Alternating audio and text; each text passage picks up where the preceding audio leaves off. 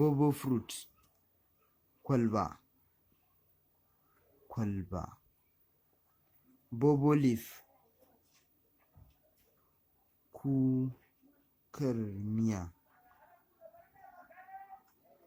green pepper koren tattasai green leaf alayyahu pumpkin kabewa water lily bado bell pepper attaruhu pepper